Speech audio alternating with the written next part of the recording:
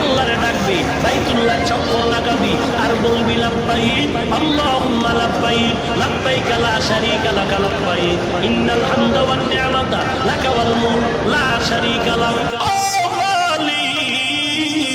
তোমার গোলাম তোমার দরজায় হাজির। দেখো সাদা কাপড় পরে ফেলছি, কবরের সূরা দইরা ফেলাইছি।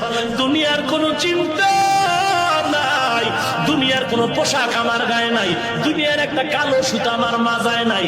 ও মাওলা, আমি তোমার পাগল হইয়া সাদা কাপড় পরে এখন ঘুরতেছি। আল্লাহ ডাক দিয়া কয়, একবার তুই সরবায় দৌড়া, আর একবার মারোয়ায় দৌড়াবি।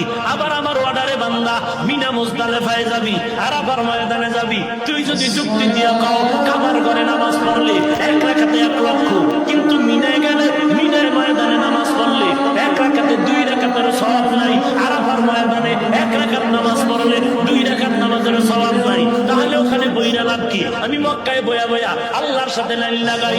আল্লাহ বলে চালাকি করলে হবে না। ওরে বান্দা, তোর যুক্তি